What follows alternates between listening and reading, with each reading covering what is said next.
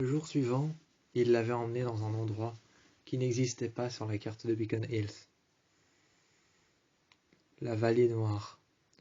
La vallée noire était un endroit qui n'existait pas sur la carte de Beacon Hills. Elle avait pourtant bel et bien existé il y a longtemps, mais elle n'existait plus sur la carte de Beacon Hills. Elle existait car Théo et Liam ont emmené Petite Lune là-bas. Théo et Liam ont emmené Petite Lune là-bas, donc elle existait bel et bien, mais sur la carte de Beacon Hills, on l'avait irradiée, on l'avait supprimée. Elle n'existait plus sur la carte de Beacon Hills. La vallée noire était de grands rochers noirs sur lesquels il y avait de la faune et de la flore. Il n'y avait que de la faune, de la flore.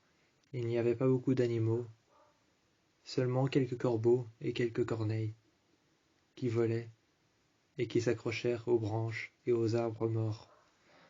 Les rochers tout autour d'eux, les roches qu'il y avait tout autour d'eux, les grands rochers et les grandes falaises qu'il y avait autour d'eux étaient noirs, comme si les roches, les rochers, les falaises, les pierres qu'il y avait juste devant eux, qui étaient immenses et grandes, comme si ces pierres avaient été faites entièrement avec du charbon.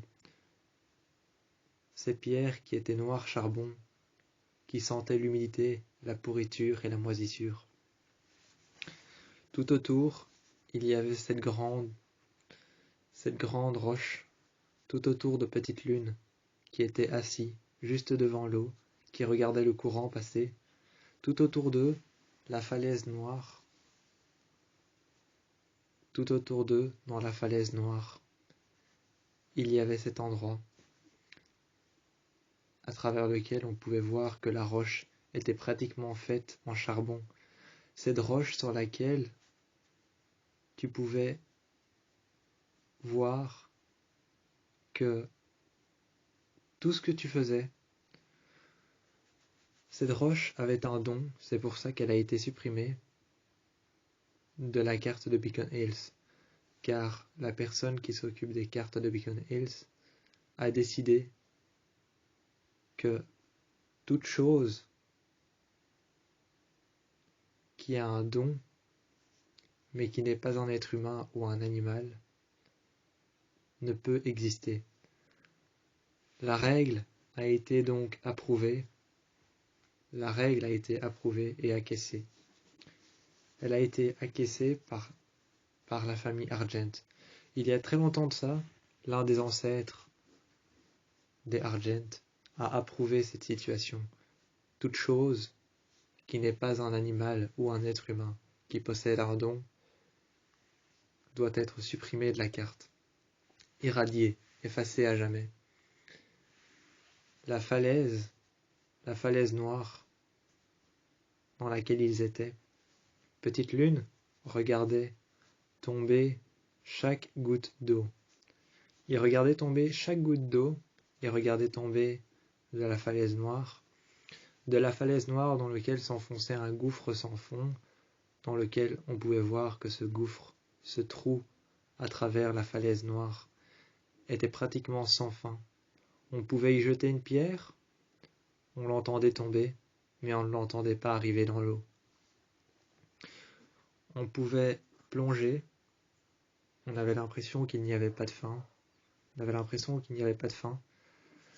La falaise noire était appelée comme ça parce que la cascade qui tombait de la falaise, cette falaise faite de charbon, à travers lequel, si tu t'appuies dessus, si tu prends contact avec cette falaise faite de charbon entièrement noir, faite de fumée, cette falaise faite de fumée noire, de charbon noir et de poussière noire, qui te salit les doigts et qui te salit les mains, si tu prends contact avec, la falaise te dira un événement, soit qui ne s'est pas encore produit, soit un événement qui t'est arrivé.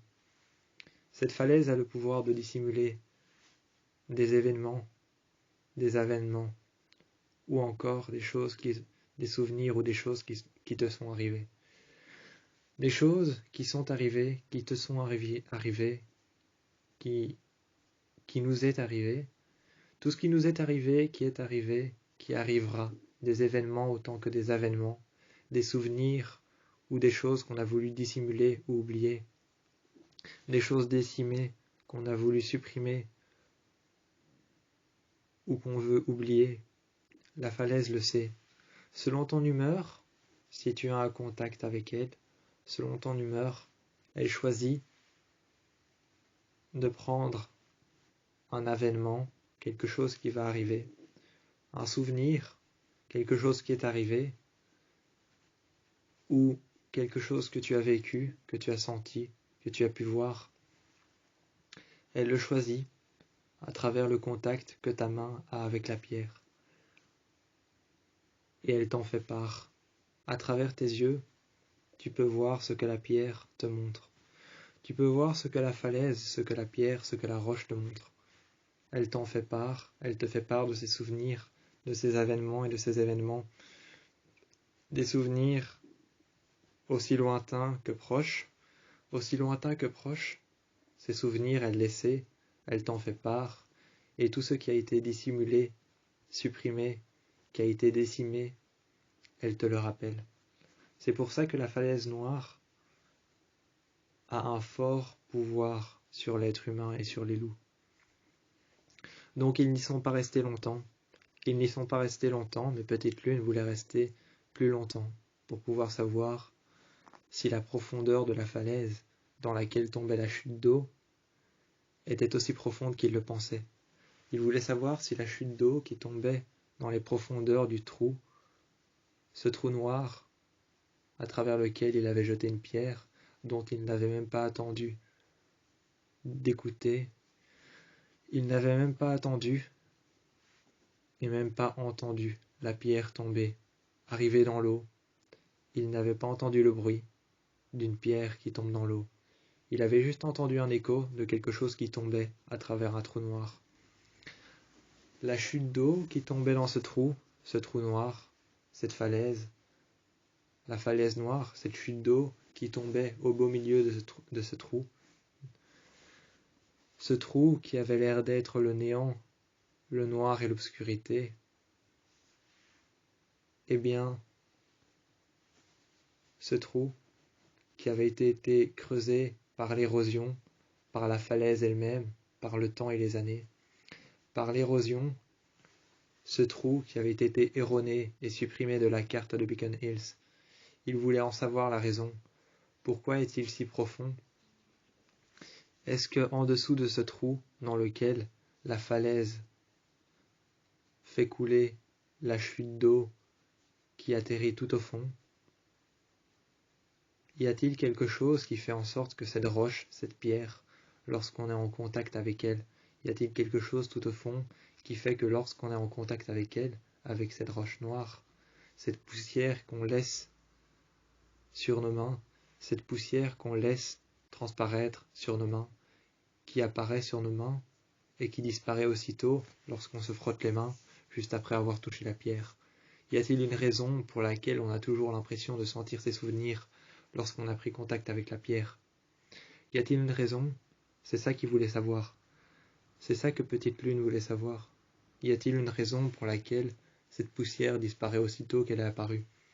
Cette poussière qui disparaît aussitôt qu'elle est apparue. Cette poussière translucide qui transparaît sur nos mains. Cette poussière qui est translucide, qui apparaît, qui disparaît, qui apparaît et qui disparaît aussi vite qu'elle est apparue. Qui est translucide et qui apparaît sur nos mains lorsqu'on est en contact avec la pierre noire, la roche de charbon. La roche de charbon, la roche faite de charbon, cette pierre noire, la falaise noire, lorsqu'on est en contact avec elle, y a-t-il une raison pour que la poussière que nous avons sur les mains disparaisse aussi vite? Est-ce que la poussière qui disparaît de nos mains tout aussi vite qu'elle est apparue est la raison pour laquelle les souvenirs ne sont pas permanents? Était-ce la raison pour laquelle les souvenirs ne sont pas permanents lorsque la poussière disparaît et apparaît aussi vite qu'elle n'est disparue? Elle apparaît aussi vite qu'elle n'est disparue, elle disparaît aussi vite qu'elle n'est apparue. Était-ce la raison pour laquelle les souvenirs ne sont pas permanents, mais qu'on ait l'impression de s'en souvenir toujours autant lorsqu'on a arrêté de toucher la pierre et lorsqu'on la touche? Y a-t-il une raison à tout cela? C'est ce que Petite Lune voulait savoir. Plus tard dans la soirée, ils ont dû partir. Plus tard dans la soirée, ils ont dû partir. Théo s'est transformé en loup, a couru à travers la forêt, et a entendu et a vu avec ses yeux jaunes à travers la forêt. Avec ses yeux jaunes à travers la forêt, Théo, métamorphosé en un loup brun, a vu à travers la forêt qu'il y avait les Argent qui arrivaient, Kate Argent, Chris Argent, Allison et tous les autres arrivaient, armés jusqu'aux dents, des fusils d'assaut, des fusils chargés, des fusils à plomb, ils arrivaient. Ils voulaient Petite Lune, mais ce soir-là, Théo s'est transformé aussi vite qu'il le pouvait. Théo s'est transformé aussi vite qu'il le pouvait, tels les souvenirs permanents que nous faisait part la roche de cette falaise. Tels les souvenirs permanents que nous faisait part la roche de cette falaise. Aussi vite que la poussière disparaisse et ne réapparaisse sur nos mains, aussi vite que les souvenirs disparaissent, il s'est transformé, il s'est métamorphosé, a pris l'apparence d'un loup brun qui voit à travers l'obscurité avec ses yeux jaunes, a pris dans sa gueule Petite Lune, qui voulait absolument rester, mais qui est donc parti avec Théo et avec Liam, qui ont fui jusqu'à leur maison, qui était dissimulée en plein centre de Tokyo. Cela était impossible de la trouver, car dissimulée en plein centre de Tokyo, une telle ville, tu ne peux retrouver la personne que tu as cherchée lorsqu'elle est partie, qu'elle est dissimulée quelque part dans la ville, qu'elle y est dissimulée, qu'elle y a laissé aucune trace, qu'elle n'y a laissé aucune trace derrière elle. Elle est dissimulée dans la ville quelque part, elle est décimée à travers les personnes qui y habitent. Elle n'a laissé aucune trace derrière elle. Impossible de retrouver Théo et Liam. Ils étaient rentrés chez eux à Tokyo, lorsque les Argent dans la forêt étaient en train d'arriver, armés jusqu'aux dents avec des fusils d'assaut, des fusils à plomb, des fusils chargés, des armes encore électroniques, autant armés qu'avec des fusils, qu'avec des armes, qu'avec des lances, qu'avec des lames ou des arcs à flèches, autant armés avec des bâtons électriques. Ils arrivaient par centaines, ils voulaient Petite Lune. Mais Théo et Liam étaient bien décidés à combattre. Ils voulaient Petite Lune, mais tout ce que voulaient Théo et Liam, c'était empêcher que les Argent ne touchent à Petite Lune.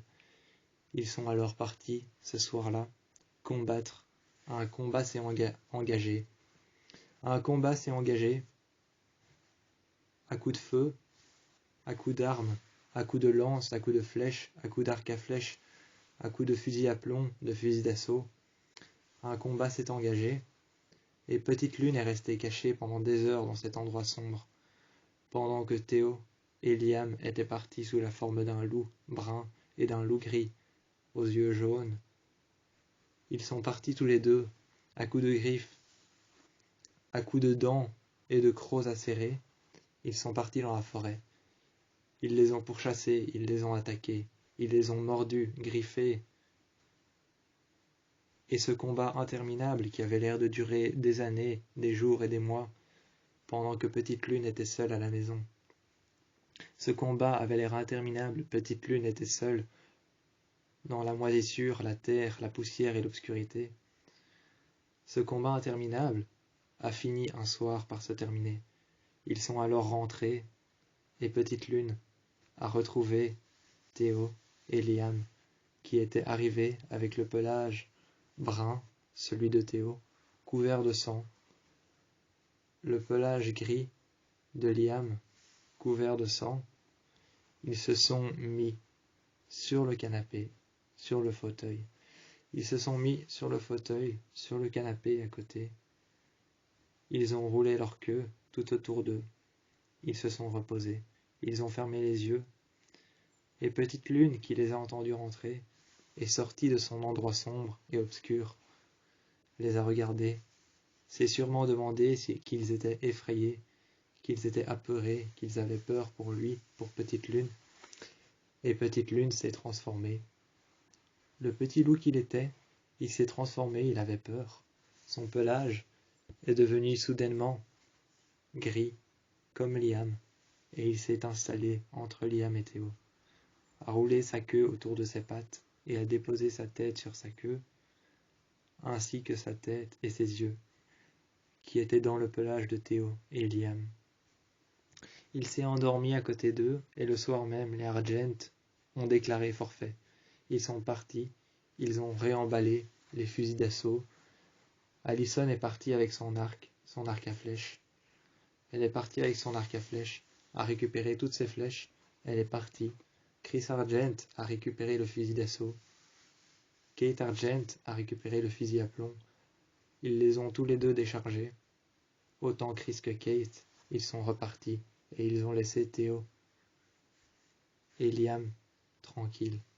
Ils ont essayé de les chercher dans tout Tokyo, mais durant toute la nuit, ils n'ont rien trouvé.